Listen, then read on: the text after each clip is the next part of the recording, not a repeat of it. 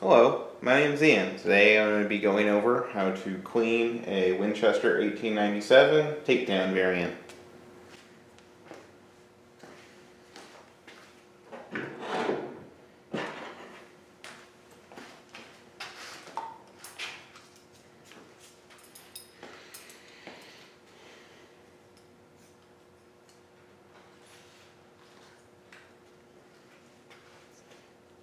Things I like to use: basic cleaning rods, a 12 gauge copper brush, I'll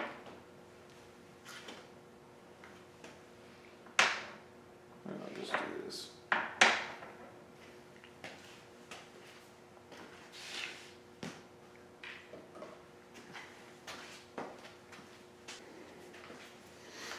Items needed for this project are a set of cleaning rods, a bore brush, a soft bore brush, a nylon brush to get any dirt off of the exterior and without leaving any scratches, some 4/0 steel wool to go over the finish with some oil and remove any surface rust that may be forming without damaging your bluing, a couple of cloth rags or paper towels, some feed-in wax for the wood, just a generic solvent for any type of copper or lead removal, and just generic oil. It really doesn't matter what type of oil you use. I most of the time just use motor oil. And then maybe a bore snake if you have it, but it's really not necessary after using the cleaning rods. First, I like to begin by breaking my gun in half. You're going to push this pin at the very front downwards and rotate it towards you. And you're going to pull the whole assembly forward. So that magazine tube is going to go forward along with the pump. And then you're going to grab that receiver and you're going to turn it 90 degrees towards you and pull it from the receiver.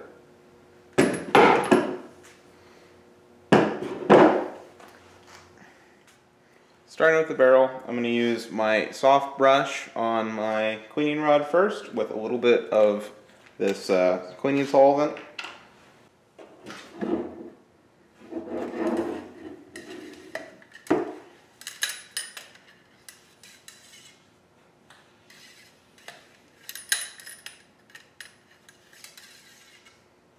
Now I'm going to let that soak for a while. I'm going to go over the exterior, just going to look for any dirt and bristle it away.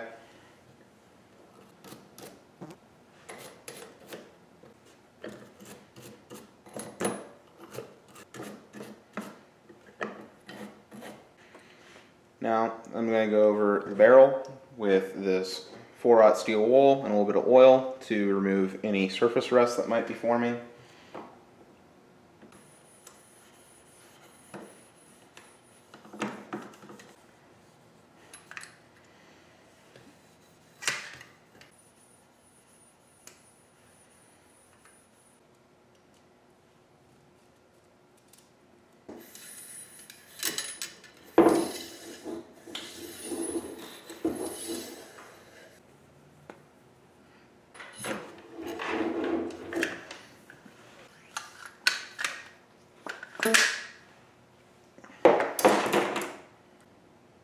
Now for the wood, just a drop of this feed-in wax, which is made of beeswax and citrus oils and whatnots. And I'm just going to rub it into the handguard, and I'm going to leave it relatively wet. Because when it dries out, all of the wax in there just kind of seals the outside. So I don't mind having it be very moist. For the back half, I'm not going to be taking the bolt and all that out. That was described in my other video, and if you need to go further in depth, you can do that. But for the most part, you do not need to disassemble this gun every single time. That's probably a once every other family member or pawn shop claimant may do with one of these. Just going to start with the wood.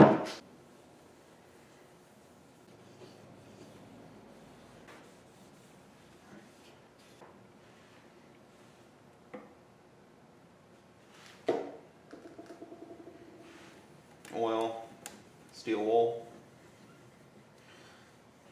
My gun Does not have a lot of its bling left, so it's a lot of raw steel with just a bunch of big cavernous pores from the last dozen owners or so. But as long as I do this every single time, I have not had rust form on this gun in almost a year and a half. And this isn't a gun that stays inside, this is a gun that goes out into the woods and has a nice exciting life. And then I also like to clean the threads.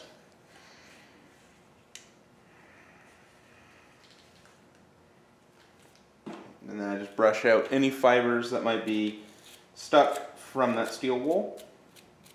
Any dirt and grime, so I don't mar my threads.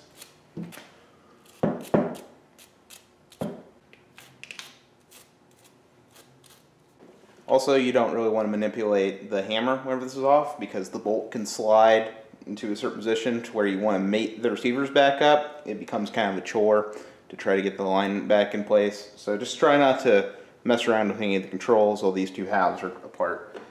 So now for the reinstallation, just insert that 90-degree angle, rotate downwards, push back the pump and also the magazine tube.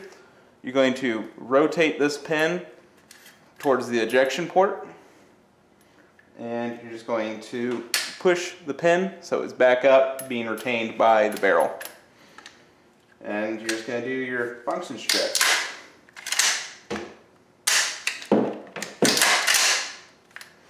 So everything works.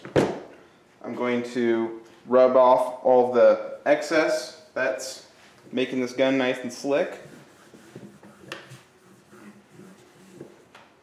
And then I'm just going to briefly brush off my hammer and add a few drops of oil to the bolt, and that'll be it.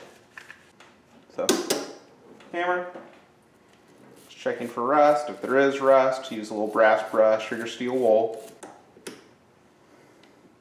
One drop in the front.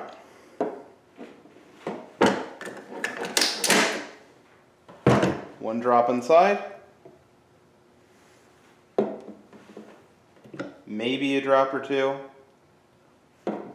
right here. And on the other side, drop on the inside track that the knob on the pump handle likes to ride along this lifter assembly. You don't want to oil the crap out of this, because what will happen is this wood back here will absorb all that excess oil, and it'll become very soft, and then it'll be nice and splitting on you, like whichever one of these owners that used to own this, they had to repair it. So there's two brass pins in there. But other than that, that's all there is to it.